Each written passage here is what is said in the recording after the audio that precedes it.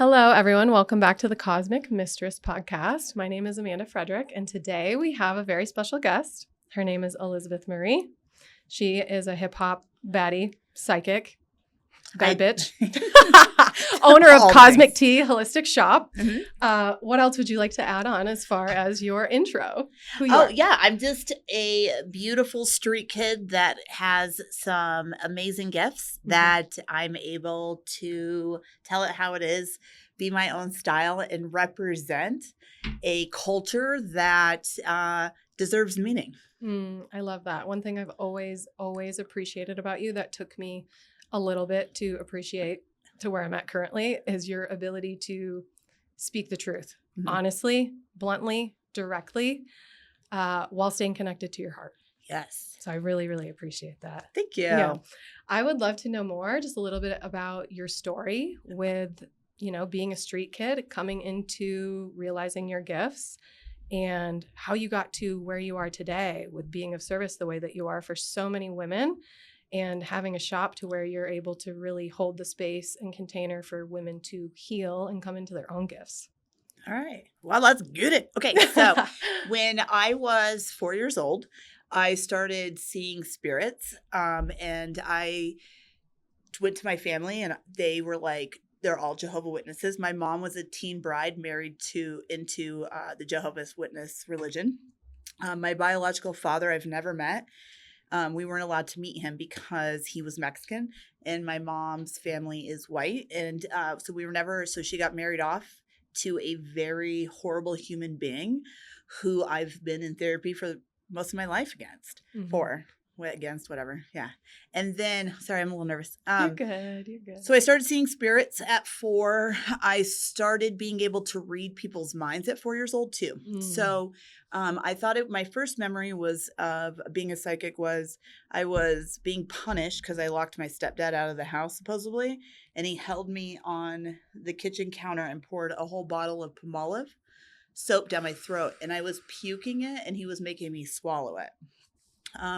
And I looked over and my mom and my grandmother were sitting in the kitchen and I was crying for help. And that was the first time I ever read minds. And I read my mom's mind that said, I hope she dies. And then my grandmother was in like severe fear. And many years later, me and my grandmother have talked about it. So that was the first time I read minds.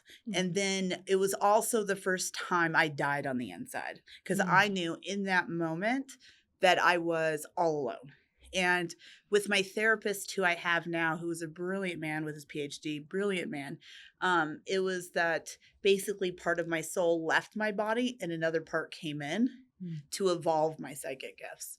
And so I started seeing and feeling people's emotions, especially at school. School was extremely hard for me. Yeah.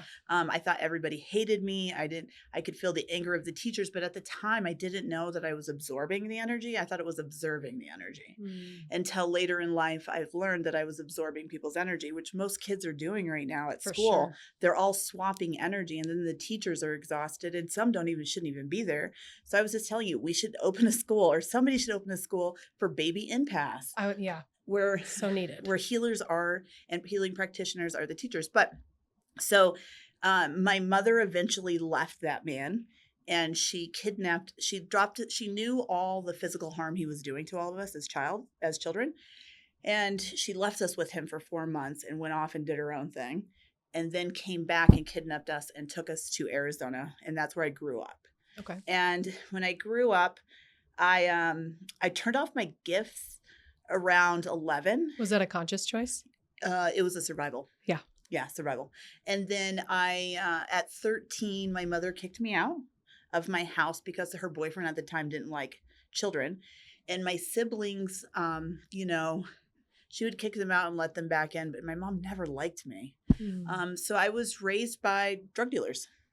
I lived at other people's houses and shuffled and went to school. Tried to go to high school, but I was just a bad kid. I was angry. I was on drugs, pot. I was on alcohol.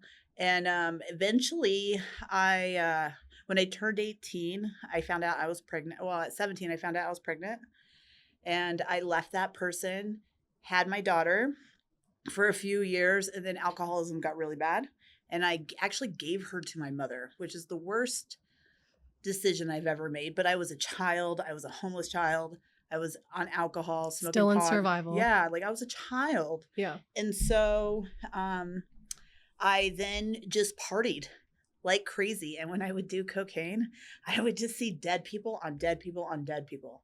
And I was like, It's kind of the energy of cocaine, though. yeah. Oh, I tell my clients now, if you do cocaine, when you were coming down, write everything that you're self-hating saying about yourself. The next day, rewrite it from that paper, burn that paper, ash to ash, dust to dust. And then that's what you need to work on with your therapist, because that's really what you hate about yourself. Wow. Yeah. Little tricky trick. I don't think you do cocaine. So yeah, I know you don't. Yeah, you don't have that vibe.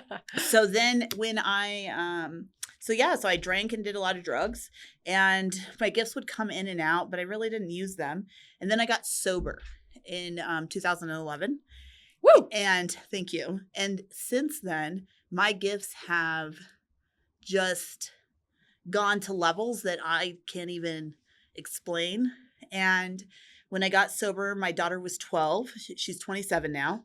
And I just started going to therapy. I started for 5 years straight. I did meditations with my spirit guides without How did you know to do that? them. Oh, spirit. So there's a thing. So everybody's like sacred, universe, divine, creator. That's all part of the whole of the cancel, undo, redo. Do you want to talk about it yet or no? Oh, yeah. Okay. So what I didn't know was the difference between spirits. I didn't know what spirit guides were. I didn't know what spirit teams were. And I didn't believe in God. But I've seen angels since I was a baby. Yeah. So for me, it was having a hard, because religion represented the men that my mom married when she was a child who caused bodily harm to me and my siblings. So it makes sense not to believe in God. Yeah. So I didn't believe in God at all. Yeah. Also, like how Congo, children being trafficked, all those horrible things. Like I remember when we were like 12 years old in Tucson, we were running in tunnels that went to Mexico, and we didn't even know what we were playing in. And our friends' parents, who I haven't talked to in a long time, so leave me alone. No, please. We just thought these men would just stand with us and we'd go play, and we just thought we were playing in like Egypt or something, but we were really hanging out in fucking tunnels that things happen in, Yeah.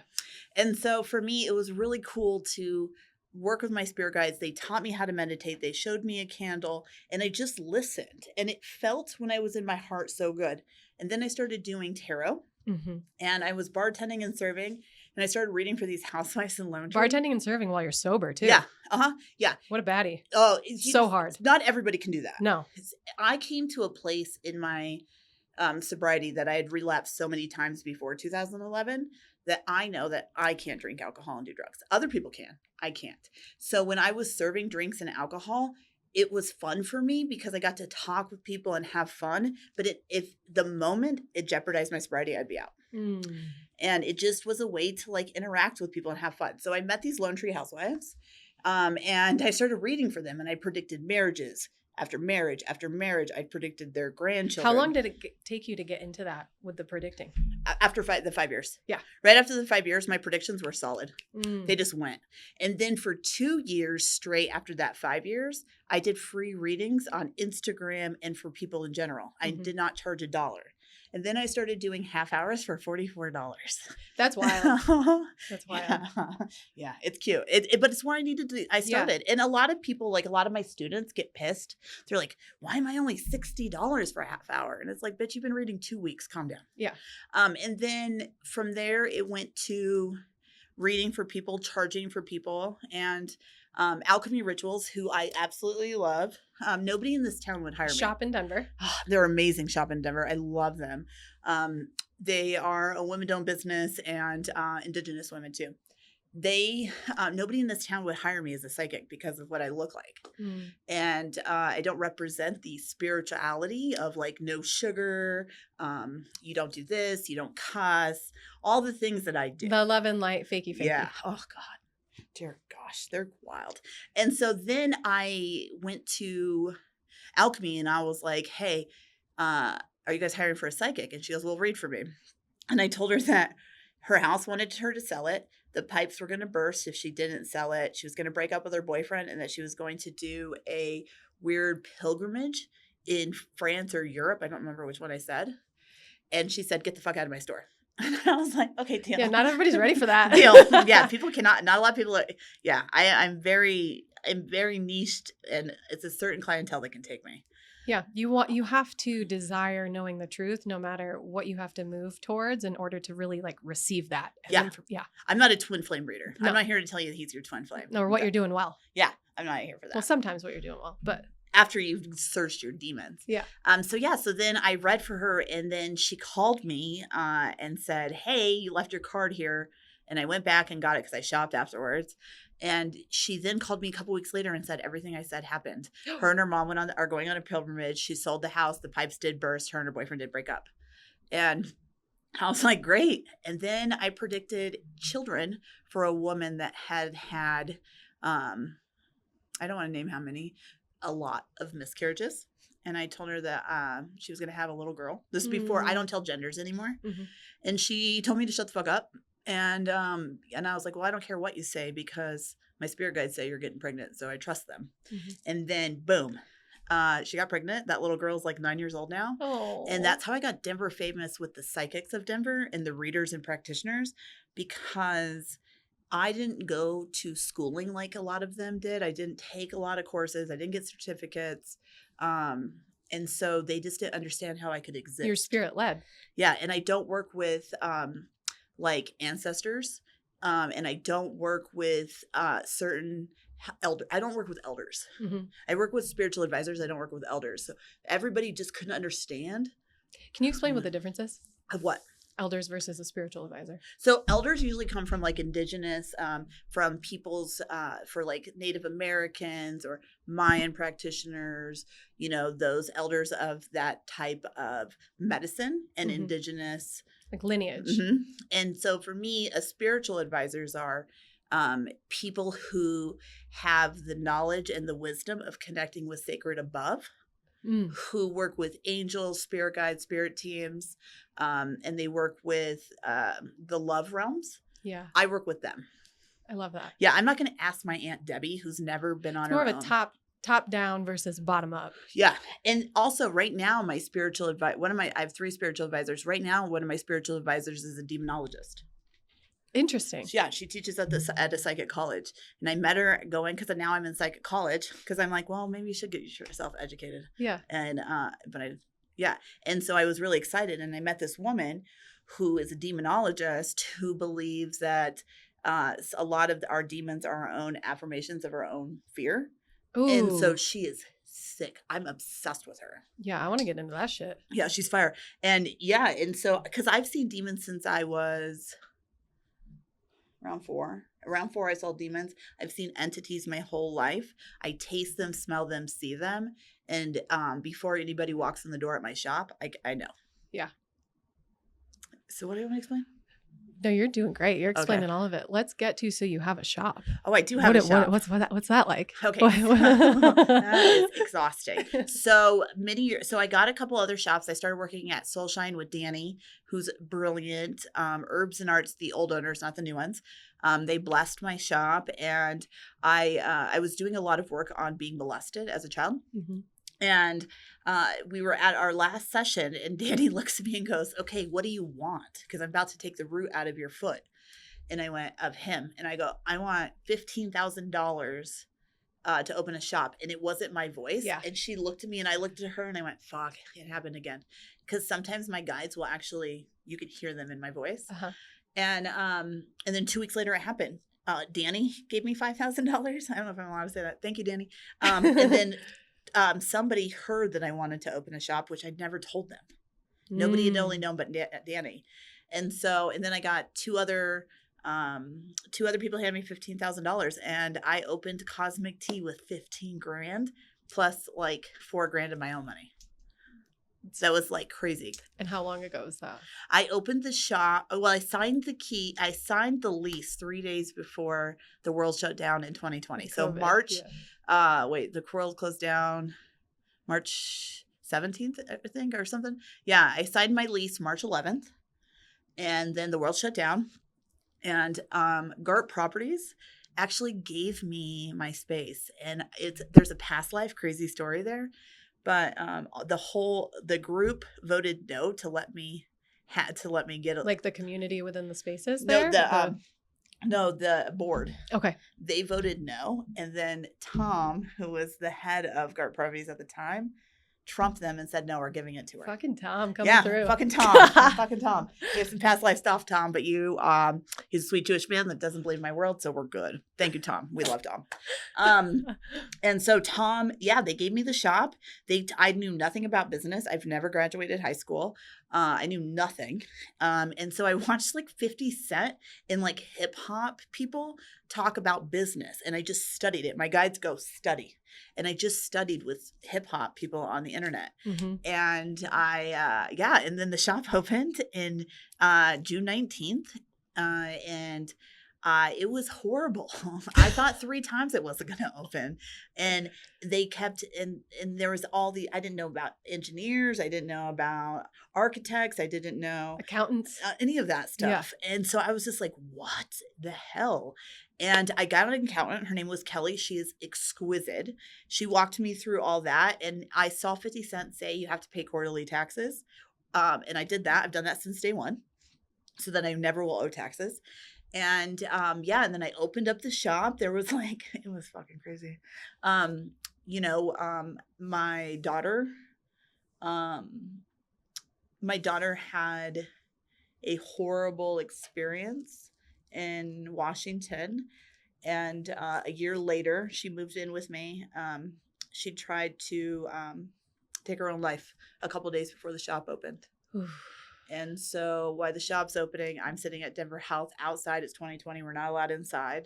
And, shortly after I left Denver Health, in the psychiatric unit. I was right there. Yeah. I was there. And so we put a scarf around her neck and put long sleeves on her and kept her at the shop, and we opened. And it was beautiful. I never knew about haters until I opened that shop. Yeah. I never knew. And I've asked Spirit, I said, tell me, teach me, show me, guide me the lessons of having a successful business. Mm-hmm. And I've seen the highs of highs and lows of lows. Yeah. I was pretty sure in year 2 we were going to close. Yeah. Mm-hmm. Thank you. There's so much there. I would love to get into a little bit of this since you just shared it. And then I will also share how I came into the cosmic tea world. How do you handle haters? What has that been like? What was your experience with haters prior to the shop?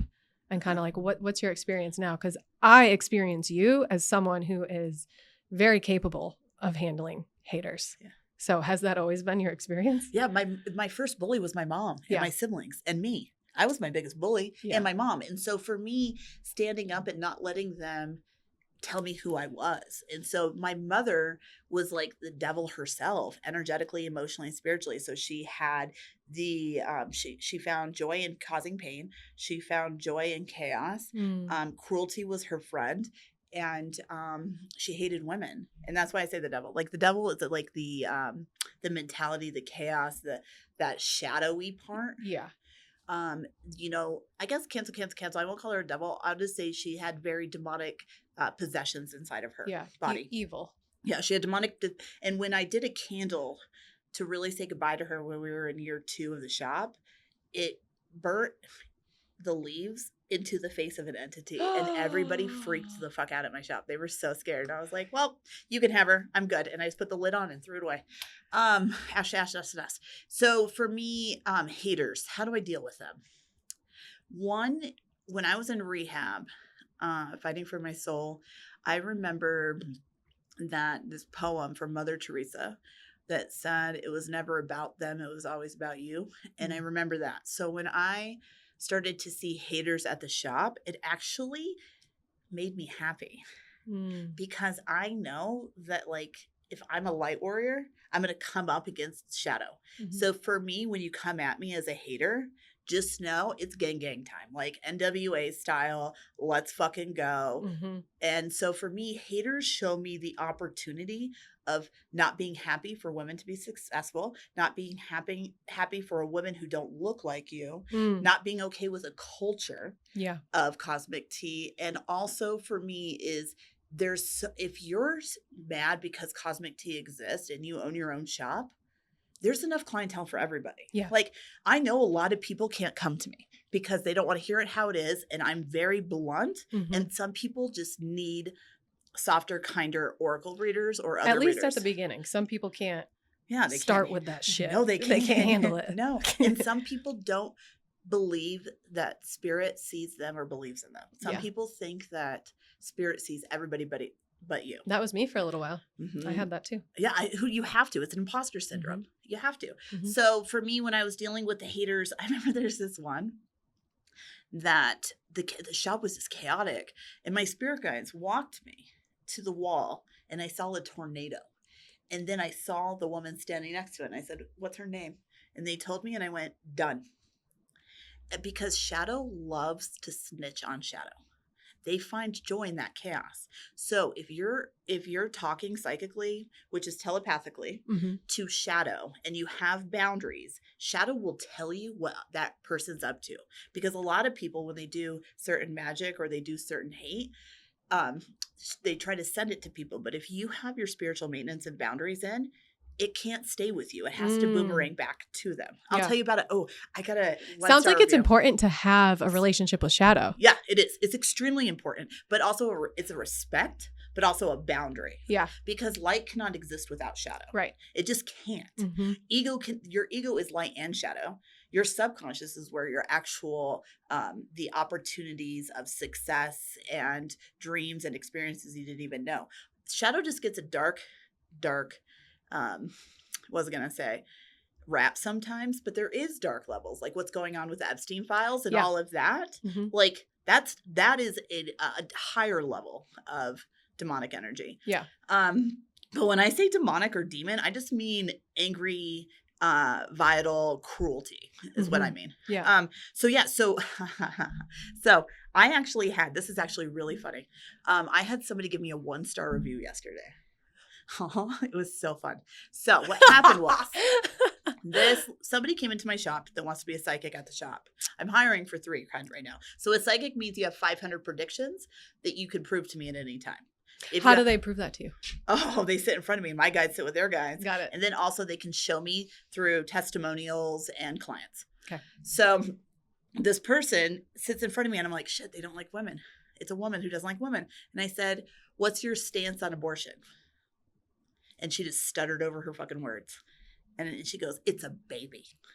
Oh. And I went, okay, well, technically the soul doesn't enter the womb until the mom's 5 months pregnant, 4 to 5 months pregnant. So it's actually not yet because if you're a psychic, you can see the soul outside the mother's body. Also, Archangel Sophia, who's the archangel of all fucking children, we're their children and babies. And I said is with them too. So, okay, what do you have passion about culture, or what causes do you have? And she had nothing. And I went, do you know who I am? Like, yeah. I'm vocal. Do a little bit of research. Yeah. And so she had nothing. And she was like, I'm just here to awaken people and to help them with their gifts. And I went, no, you're not. You're here to fucking to power gang. You're here to be the power. Be like, look what I did for you. Yeah. When it's actually spirit and sacred that did it. And as much as they give it to you, they can take it away from you. So yesterday I get a 1-star review. And I look at it and it's like a bot one. It's like somebody that's done 4 reviews. It's like the name's DM. And I look at it and I tasted that woman. Oh. And I went, oh, dumb bitch. And I went, okay, deal. So I went on there and I channeled with my guys and I went, thank you for using your bot Google. I wish you all the blessings that you wish on every person that you think you're better than. Ooh. They deleted it. She deleted it right after that. Because the truth is that everything has to boomerang back. So you're mad at me because I didn't hire you because you don't like women. Mm-hmm. Yeah. Let's go. Yeah. Let's talk about it. Let's go then. And the thing is, you can't then go work at a shop that hates women. There's tons of them. Or get your shit together. Colorado. There's tons of them around the world. Yeah. You know what I'm saying? And so for me, I was like, let's go. You want to do magic at me? You have no idea, lady, what I'm capable of doing. You think I'm fucking, just because I have a loud mouth and I can throw hands and I have lawyers, that I'm not scared of you magically? Let's go. People have been throwing shit at me for 5 years. I have a great life. I have an amazing life. I go to a different country every year in a place that my inner child never knew existed. I love that you're so about that. Like one thing, I mean, I love many things about you, but your commitment to not only your inner child, but helping other people's inner children heal. Like you have such a devotion to helping the children of this world and the inner children of this world that is so in integrity. And that's something that I've always known about you that I really, really appreciate, because I think if we are all going to heal and we are all going to make this world a better place, that's where it starts. Yeah, 100%. Yeah. Because I think the thing is that you have so many women who are raising sons to hate women because they hate women. And the thing is that I'm not scared of anybody that's living judging me. It doesn't exist to me, because I remember feeling like I was never going to be loved. I never had family. I was always going to be a waitress. And I just sat with my spirit guides on my patio crying, asking the universe to like help. Right. And so for me, when I die, when I go to life review, I want to make sure that the Akashic records and my spirit council, she fucking did what she was supposed to. She helped humanity. Because the thing is that if we don't, children are going to continue to be broken, beaten down. And then they grow up and they'll continue that behavior. I asked God the other day, I said, I don't understand why animals keep coming back. Tell me why animals that almost go extinct keep coming back. Why are animals keep coming back? Because they shouldn't. Why do dogs keep coming? And also, why are kids being trafficked in a way that's like, okay? So explain this to me, God. Yeah. And I was told, you leave the Epstein files to the warriors that are supposed to deal with that. You are your role. You are here for the divine feminine. Over here now. And I was like, done. But tell me why animals keep coming back. Yeah. And they said it's part of the divine order. And I was like, if I was an animal, I'd turn around. As soon as I got to the light, I'd be like, never again. Choose differently, please. Next. Elephants? Are you kidding me? Yeah. And the thing is like, I just don't, I still question the other side all the time. Yeah. All the time. Yeah. I would love to get into a little bit of that. How doubt or questioning the other side doesn't get in the way of you staying on mission. Deal. I feel like because I have the gift of being a seer, that I can, and my telepathy is solid. Yeah. That is part of the reason. But also I know there's a bigger picture to everything. But for me, when I was first learning psychic abilities and learning to be an intuitive instead of an empath, which just means boundaries and emotionally healing. I was, if I ever questioned the other side, that I would be like punished. Yeah. And I realized that's shadow. Yeah. Fucking with me and entities, because everybody has entities outside of them and waiting to come in through grief, sorrow, sadness, and anger. Okay. So if you hold those emotions, does anybody have pen and paper? Can I show you something? This is really important. Yeah. It's cool. This is going to be fire. Just a little piece of paper. Yeah. Got it right here. Thanks, Yehuda. Perfect. So, good. So, this is our physical body on the inside, okay? This is our auric field. This is our energetic field. When we do not emotionally balance ourselves, like that. When we don't emotionally balance ourselves, there we go. Oh, my blush is bright. Let's go. Holla.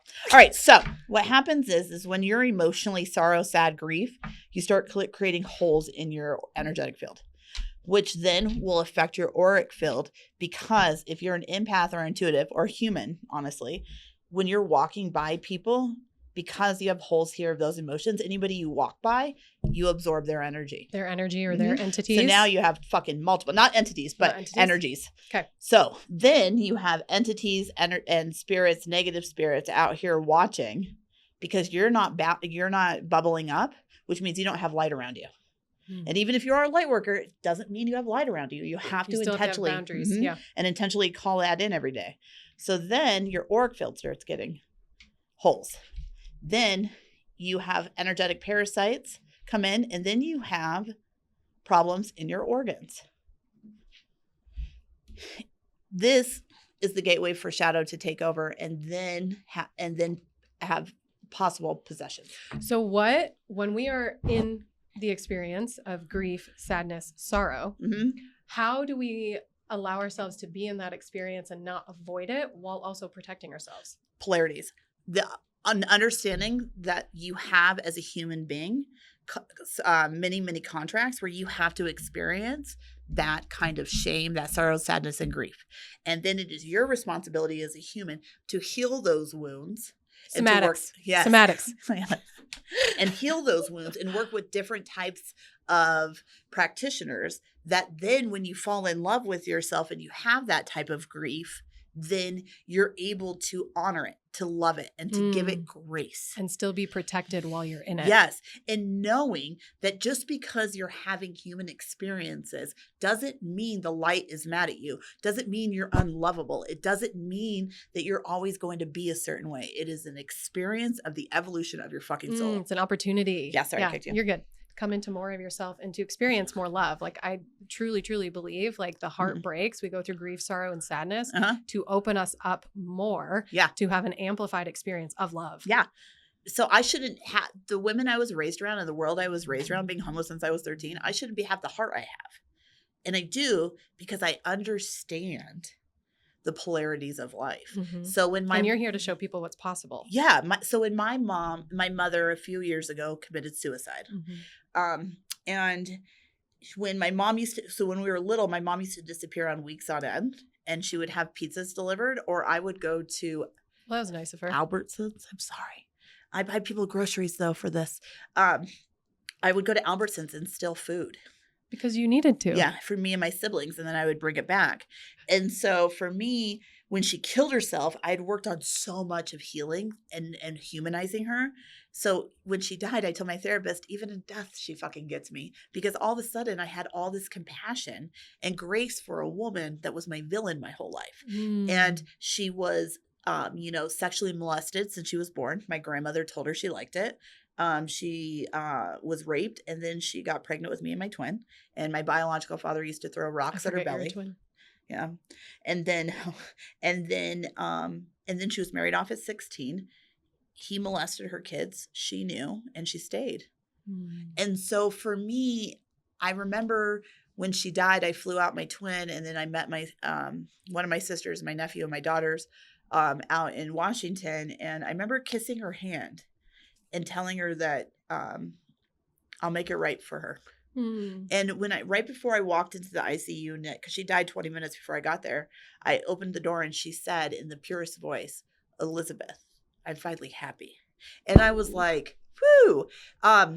So for me now, I was in a relation. From that, I healed and was able to have compassion for her. And then I was in a relationship that ended after 6 years. I manifested him to the T. And I had watched, I have 44 predictions of marriages. I'm endless in relationships, babies. We don't even keep count now. I believe I'm number one in the world, or in the United States, for predicting babies from women who've been told they can't get pregnant. I believe that. Yeah, I'm fucking, yeah. Which don't come near me if you're trying to get pregnant. You or will. if you're not trying to get pregnant. True that too. Well, what I love too is the interesting piece of all of this is that's not really your path, but it's for your individual life. But it's been, as far as like having a bunch of babies and getting married, like I don't want any of that very often, but that's also part of your purpose and your mission here. Yeah, that's what you have to get out of your own ego. Like for me, I don't want babies, but Spirit has found it that I am going to protect them for people who don't want babies. So it's about not being in competition with your clientele or anybody else around you. Or yourself. Yeah. Like, so when I told Spirit right before I predicted my boyfriend, I was like, if you don't get me a boyfriend, I am going to quit reading. I mean it. Because I had 11 marriages at the time. And I was like, I mean it. And they're like, burn your underwear. And I went, what? And I go, okay, burn my underwear. And so I burned all my underwear. And I remember one of my spirit guys was like, Oh God. And when I was burning it, I felt the emotion of, I believe that men wouldn't date me if my underwear didn't match, because those are the kind of caliber of men I want. And I was like, oh, burn.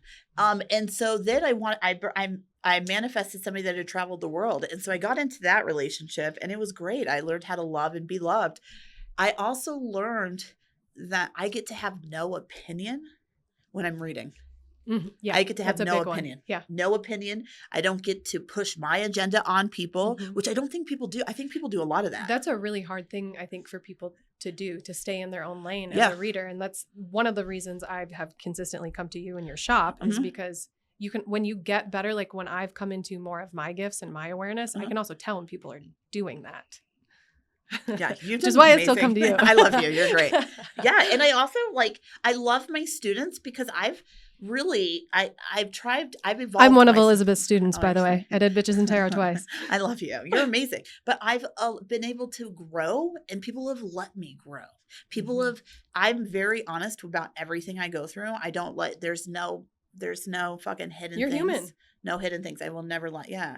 And so for me, teaching people the diagram of the cosmos above. Eventually, I want to teach people the cosmos below. But that's when my spiritual advisor will Is love soul it. contracts in your thing at all? I know you mentioned this to me. I which love is something soul I'm contracts. currently They're my studying, favorite. because I'm obsessed with Carolyn Miss and soul contracts. Oh, I love it. What's her style? I suggest people to her, but I don't know her style. What's her style? So she has a book called Sacred Contracts. She also has a book called Anatomy of the Spirit, which goes through the different chakra systems. So it really starts there with going through the different energies of the chakra system. My understanding of her, I mentioned this actually when I was podcasting with Yehuda, she believes that one of our biggest fears is spiritual intimacy. So because of that, it's almost like an existential kink. We kind of like create the illusion, but also real spiritual intimacy that we desire through the way that we experience other people with our soul contracts. So the spiritual intimacy that we desire is that which we have with, our spirit guides, God, creator. And because we have resistance to that, we end up connecting more on a soul level with people a lot of the times. And we get a lot of that spiritual intimacy through our soul contracts.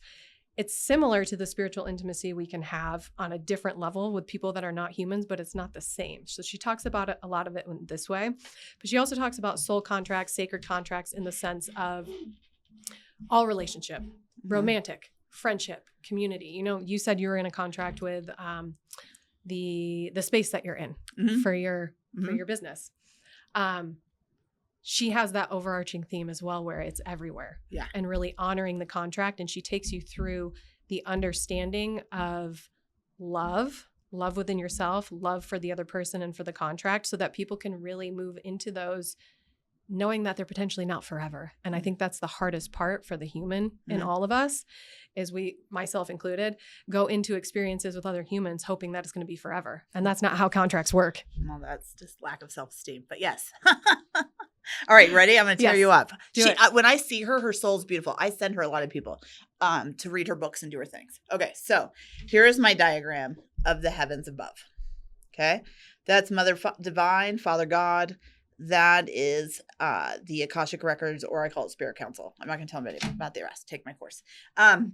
So when we come here into this life, soulmates cannot exist unless reincarnation exists, because it's two souls recognizing each other. Okay.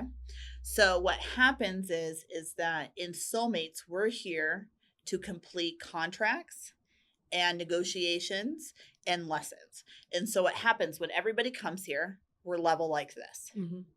And the more we complete those lessons, we move up in this beautiful ascension of more illuminated, of wiser, emotionally intelligent soulmates. Okay.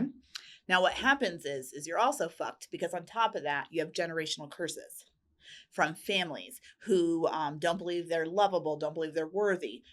Every pick-me girl has a mother wound, which is the worthy wound. And then you have all of these generational curses on top of that you're here to evolve. So what happens is we're so taught by the patriarchy that women need to be pure and the one is the one. Yeah. And that we just need to accept bad men behavior. Because he's the one. Because when men get rejected, they kill, they rape, they molest, they steal the innocence of women. When women get rejected, they think they're fat, they're ugly, they're not good enough, something's wrong with them. Internalize all of Yeah. So that's the part of the divine feminine and the masculine we're here to work on. So when people are always like, there's only the one, I'm like, I wish you have like 14 fucking soulmates in your room, girl. There ain't nothing about the one.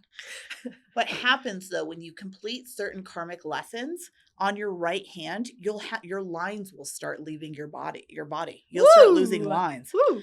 And so what happens is that a lot of people, soul contracts are made by the Akashic Records or the Spirit Council. Everybody has a timestamp on their soul contracts of how long it can be. So let's say there's a guy named George and a girl named Cindy. They have a contract to come in and coexist to each other and to build each other and to be honest and mature with each other. Okay. This one's anxious attachment. Okay. And this one's a runner. What's that called? Avoidant. That fucking person. I want to meet them. Know it well. You do? Okay. I know. You don't know avoidance? Nuh-uh. I've not met really many avoidant. Have you ever been avoidant?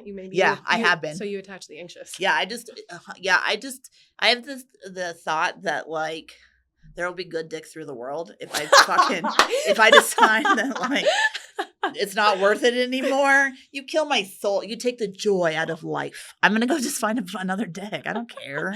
Next. I'm not about. Yeah, I'm about having fun, but being ethical about it. Yes. Okay. So let's say George just keeps dumping on Cindy, okay? And Cindy just tries to be everything she can for George.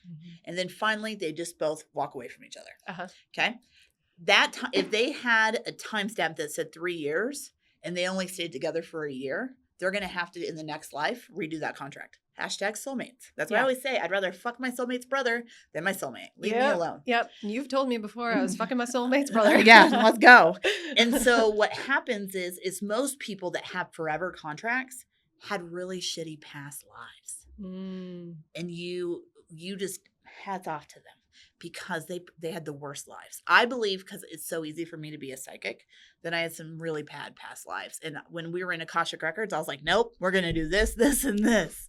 And so also the more you heal and heal the fear of being alone, the fear of being not seen, the fear of not being valued. Once you heal and fall in love with yourself, you open up to an endless contracts that are probably undreamable for a lot of people, but they are literally life. And so that's what I'm trying to get my clientele and the people that come, the community around Cosmic Tea that come to Cosmic Tea. I'm trying to get them into that room. Yeah.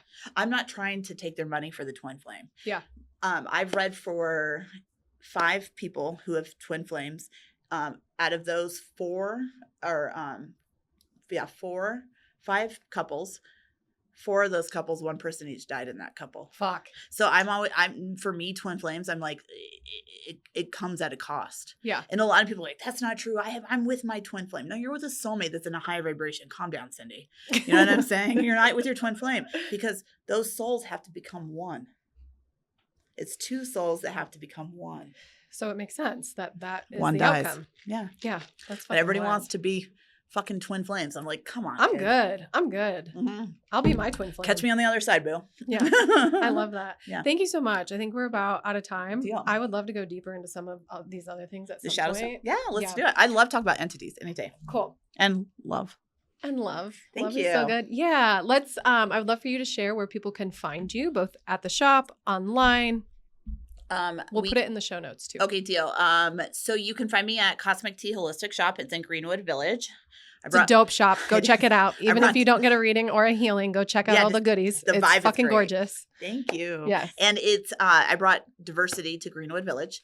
And then you can also go to my website, which is Cosmic Tea Holistic Shop at .com. And moving on. Also, I'm on Instagram, Elizabeth_Marie_psychic. And Cosmic Tea Holistic Shop on IG too. Thank you. This is fun. Thank you so much. Thank you. Yeah.